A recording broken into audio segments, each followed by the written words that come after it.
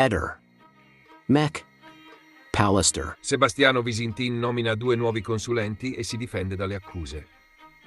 Trieste, 29 aprile 2025. Il caso della morte di Liliana Resinovic, la 63enne scomparsa il 14 dicembre 2021 e ritrovata senza vita il 5 gennaio 2022 nel parco di San Giovanni a Trieste, continua a evolversi. Sebastiano Visintin, marito della vittima e unico indagato per omicidio, ha recentemente rafforzato la sua squadra di difesa nominando 2 nuovi consulenti, l'ingegnere informatico forense Michele Vitiello e la docente di scienze forensi Noemi Procopio. Nuovi consulenti per la difesa.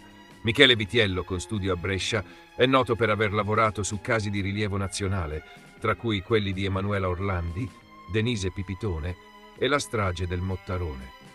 Nel caso Resinovic si occuperà dell'analisi dei dispositivi informatici di Visintin, inclusi telefoni e una GoPro.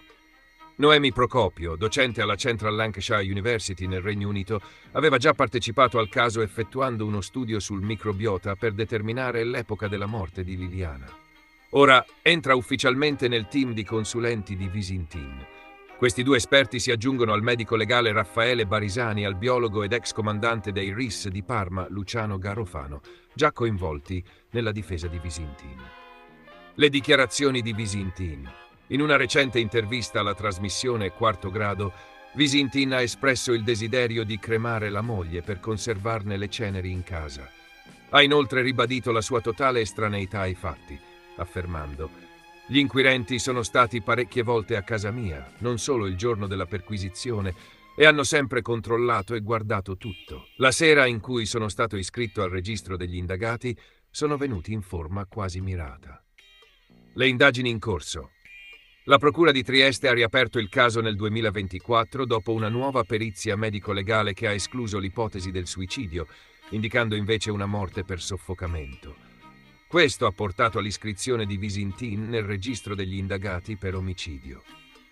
Durante una perquisizione nella sua abitazione sono stati sequestrati numerosi oggetti, tra cui 700 lame, un maglione giallo e dei guanti. Visintin, attualmente in Austria, ha dichiarato di essere tranquillo e di non avere nulla da nascondere. Il suo legale ha definito l'iscrizione nel registro degli indagati come un atto dovuto per permettere ulteriori indagini.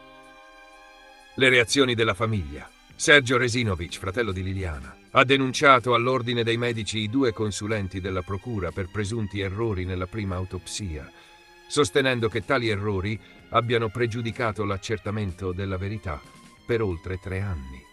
Il caso resta aperto, con la procura che continua a indagare per fare piena luce sulla morte di Liliana Resinovic. Migliorano le condizioni cliniche dei 2 giovani rimasti feriti nella sparatoria avvenuta nella notte tra sabato e domenica a Monreale, in provincia di Palermo. Nicolò Cangemi, 33 anni, colpito da un proiettile alla gamba, e un ragazzo di 16 anni che ha riportato una ferita superficiale alla nuca, sono attualmente ricoverati in ospedale e stanno reagendo positivamente alle cure mediche. La sparatoria ha causato la morte di 3 giovani: Salvatore Turdo, 23 anni, Andrea Miceli e Massimo Pirozzo, entrambi di 26 anni. La comunità locale è sconvolta e tra i familiari delle vittime monta la rabbia. Il padre di una delle vittime ha dichiarato ai giornalisti: «O verrà fatta giustizia o me la farò io da solo». Le indagini, coordinate dalla Procura di Palermo, hanno portato al fermo di Salvatore Calvaruso, 19 anni, originario del quartiere palermitano dello Zen, accusato di essere uno degli autori della strage. Calvaruso, inizialmente collaborativo con i carabinieri, aveva dichiarato di essersi difeso da un'aggressione da parte di alcuni giovani di Monreale. Tuttavia, davanti al sostituto procuratore Felice De Benedittis, ha scelto la strada del silenzio, avvalendosi della facoltà di non rispondere. Le uniche dichiarazioni rese restano quelle spontanee fornite subito dopo il fermo. Le forze dell'ordine ritengono che Calvaruso non fosse solo. Dalle immagini acquisite e dalle testimonianze raccolte emerge che almeno 5 giovani, presumibilmente provenienti dallo Zen e forse anche dal vicino rione Borgo Nuovo, avrebbero preso parte all'aggressione armata. Si ipotizza che almeno 2, forse 3 pistole siano state utilizzate per esplodere oltre 20 colpi in mezzo a una folla di circa 100 persone nel pieno centro di Monreale. Una delle piste investigative porta a pensare che subito dopo l'agguato gli assalitori si siano disfatti delle armi durante la fuga lungo il tragitto verso Palermo, un percorso lungo circa 15 chilometri.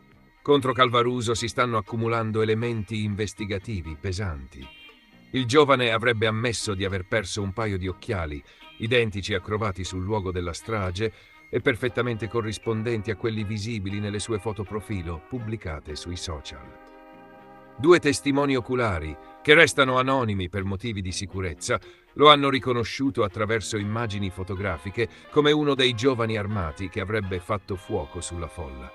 Fondamentale per gli inquirenti anche la testimonianza di un terzo soggetto, che ha riferito di aver prestato la propria moto a Calvaruso la sera del 26 aprile.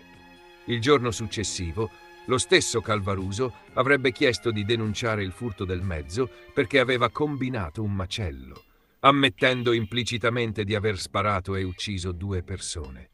In quel momento, tuttavia, non era ancora stata diffusa la notizia della terza vittima. Nel pomeriggio di oggi, la procura conferirà l'incarico ufficiale ai medici legali che eseguiranno le autopsie sui corpi delle 3 vittime. L'esame autoptico si terrà presso l'Istituto di Medicina Legale del Policlinico di Palermo e sarà affidato agli esperti Stefania Zerbo, Tommaso Danna e Simona Pellerito. Contestualmente, la procura chiederà la convalida del fermo di Calvaruso al giudice per le indagini preliminari. L'udienza dovrà svolgersi entro mercoledì. Dal quartiere Zen, dove vive la famiglia di Salvatore Calvaruso, arrivano parole di dolore e smarrimento. La madre del 19enne, intervistata dal sito Live Sicilia, è scoppiata in lacrime. Al momento non sappiamo nulla. Siamo distrutti, ha detto, sottolineando poi che anche mio figlio era un grande lavoratore. Il caso resta aperto, ma gli investigatori sono convinti che, nelle prossime ore, ulteriori tasselli contribuiranno a chiarire le responsabilità individuali e collettive in quella che si configura come una vera e propria esecuzione di gruppo nel cuore di una cittadina che non aveva mai conosciuto simili livelli di violenza. Tragedia a San Gregorio di Catania. Padre spara durante una lite e uccide il figlio 23enne. San Gregorio di Catania. Una serata di festa si è trasformata in tragedia ieri sera, intorno alle 23:30, quando in una villa privata adibita occasionalmente a eventi, la Villa Heaven, un giovane di 23 anni, Carlo Laverde, è stato ucciso da un colpo di pistola esploso dal padre, Natale Laverde, 62 anni, imprenditore edile e gestore della struttura. Secondo la ricostruzione dei carabinieri del nucleo operativo della compagnia di Gravina di Catania, all'interno della location era in corso una festa di compleanno con numerosi partecipanti, per lo più ragazzi. Il clima conviviale sarebbe però degenerato quando una lite, esplosa tra alcuni invitati, ha disturbato il padrone di casa. Natale Laverde, infastidito dal frastuono e dalla situazione fuori controllo, avrebbe inizialmente tentato di placare gli animi. In seguito avrebbe estratto una pistola e sparato alcuni colpi a scopo intimidatorio, cercando di interrompere la rissa. Nei momenti concitati che ne sono seguiti, il figlio Carlo, presente alla festa, sarebbe intervenuto per fermare il padre, affiancato da altri presenti. Ma mentre gli ospiti fuggivano in preda al panico, Natale Laverde avrebbe esploso ulteriori colpi, uno dei quali ha colpito mortalmente il giovane figlio. Un altro proiettile ha raggiunto un uomo di 31 anni al piede, trasportato in ospedale, è stato poi dimesso. I sanitari del 118, accorsi immediatamente sul posto, hanno tentato a lungo di rianimare Carlo, ma ogni sforzo è risultato vano. Il ragazzo è deceduto poco dopo. Sul luogo dell'omicidio sono intervenuti i carabinieri del nucleo radiomobile della compagnia di Gravina, che hanno arrestato il 62enne. Presenti anche la sezione investigativa scientifica e la sezione operativa incaricate di effettuare rilievi e ricostruire con esattezza la dinamica dei fatti. È un fatto di una gravità enorme che colpisce tutta la nostra comunità, ha commentato con dolore il sindaco di San Gregorio, Carmelo Sgroi. L'indagine, coordinata dalla Procura di Catania, prosegue per chiarire ogni dettaglio di una vicenda che lascia sgomenta l'intera provincia etnea. Omicidio di Ilaria Sula, la confessione dettagliata di Mark Samson e gli ultimi sviluppi delle indagini. Roma, 29 aprile 2025. Il caso dell'omicidio di Ilaria Sula, la studentessa di 22 anni uccisa a Roma, continua a svelare dettagli inquietanti. Mark Sampson, 23 anni, ex fidanzato della vittima e reo confesso, ha fornito una dettagliata confessione in una lettera inviata ai pubblici ministeri, descrivendo le ore precedenti e successive al delitto avvenuto tra il 25 e il 26 marzo scorso. La notte dell'omicidio, secondo quanto riportato da Sampson nella sua lettera, la sera del 25 marzo, Ilaria si trovava nell'appartamento di famiglia di Sampson in via Homs, nel quartiere africano di Roma. Dopo una lunga conversazione sulla loro relazione, durante la quale Sampson ha espresso frustrazione per l'atteggiamento di Ilaria e la sua presunta ricerca di altre persone con cui legare, la giovane ha chiesto di poter rimanere a dormire. Sampson le ha fornito un pigiama e i due si sono sdraiati sul letto, ricordando momenti felici e scambiandosi affettuosi nomignoli in italiano, albanese e filippino, lingue delle rispettive origini. La mattina seguente, il 26 marzo, Sampson ha accoltellato Ilaria, uccidendola. Successivamente ha cercato di occultare il corpo, chiudendolo in una valigia e trasportandolo nella sua auto. Durante il tragitto si è fermato a comprare sigarette e un accendino, con il cadavere della giovane ancora nel veicolo. Infine ha abbandonato la valigia contenente il corpo in un dirupo nella zona di Capranica Prenestina, a circa 40 km da Roma. Le indagini e le prove raccolte gli inquirenti, coordinati dal procuratore aggiunto Giuseppe Cascini, hanno raccolto diverse prove a carico di Sampson. Tra queste una dashcam e una microsim, consegnate dal giovane stesso, che potrebbero contenere registrazioni utili a ricostruire gli spostamenti effettuati con il corpo di Ilaria. Inoltre, il cellulare della vittima è stato ritrovato nell'appartamento di via Homs, nascosto sotto un cuscino. Sampson ha fornito indicazioni precise per il ritrovamento del dispositivo. Il coinvolgimento della madre Norsman Lapaz, madre di Mark Sampson, è indagata per concorso in occultamento di cadavere.